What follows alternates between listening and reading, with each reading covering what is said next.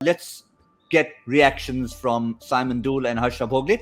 Actually, I'll start with Simon. 58 in the power play. How good was that? Sorry, Harsha, I'm waiting for As promised. Thank you, Harsha. Yeah, very good. No, I just had a feeling after, and we talked about it a lot in the first edition, didn't we? The first half, that Brendan McCullum was really disappointed about the attitude of their top order and about the way they were going about it. He said, he openly said, we give them freedom. We will not chastise them. We will not berate them if they get out being aggressive and playing shots. So this is the sort of team he wants. The sort of player he wants is Venkatesh Iyer. He wants Shubman Gill to be more aggressive. He feels that they have protection in Morgan, in Russell, in DK at 5, 6, 7 at the moment, that those guys can free the spirits, free themselves, and just be aggressive at the top. So finally, I think that message is getting through. 29 from 22, 48 from 34. To me, that is what this Kolkata team are all about. That's what they need to be doing more of. And, he has a saying, Brendan McCullum, and you'll have to sort of roll with me here, but he says, if you can't change the man, change the man. So basically, if you can't change what the person is doing, then pick another person to do the job. It's a very simple philosophy, and he's changed the man tonight. He's got a new guy at the top, and and it started very well for them. So, yep, I had a feeling.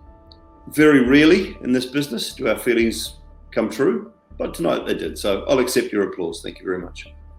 What I want to see is the difference between this tournament and the T20 World Cup, because this tournament or any T20 game is about playing without fear.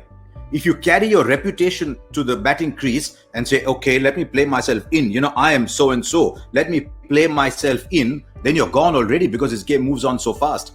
And so someone like Venkatesh Iyer comes with no baggage.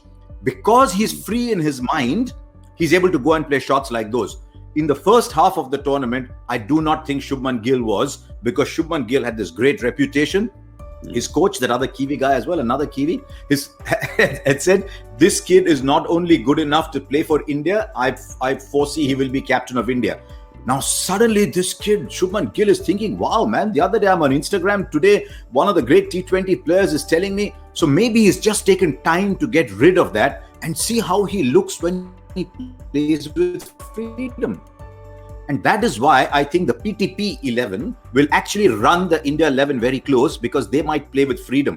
And I think there could be another day when Kolkata could be 108 all out. But in playing like that, they will win more days than they will lose. Yeah, just to refresh all our viewers, in case they're wondering why we are talking in these acronyms here.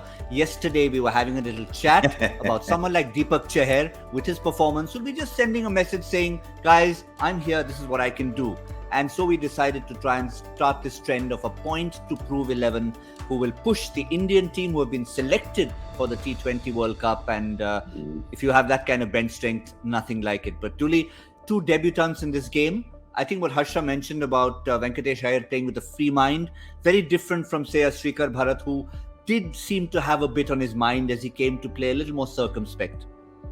Yeah, a little bit. And each player and each coach and each sort of franchise will have a different philosophy around how they approach things. And I know Brendan really well. We've all seen how Brendan plays the game. And he was very outspoken in the first half of the tournament about how he wanted his players to play. And so to me, that does take some time. It takes some time for those players to understand from a point of view, when you look at it, let's say an Indian player, a Shubman Gill, who is constantly under scrutiny from a billion people, cricket lovers around the world. It takes a little bit of time for him to understand Brendan McCullum's philosophy, and what Brendan is saying is actually gospel. It'll take him a little bit to say, Shreyas, you can have 6 failures, but at the end of the day, we played 14 games. If you win us 3 of those 14 games, you've done your job. You've done your job, because Andre Russell will win us 3. Lockie Ferguson will win us 2. Owen Morgan might win us 2. and all of a sudden we got 8 wins. So don't be afraid to express yourself. Don't be afraid to play your shots, to go out there and play with freedom, because we will back you. We'll back you for 14 games. We're not going to back you for 2 and then leave you out for 2. And this is the theory around Brendan McCullum and around what I think some of these players in the second half might just start to understand. And that is a great way to play your cricket. It's a great way to be able to walk out there and just go, wow, I'm not going to be dropped. I'm not going to be judged.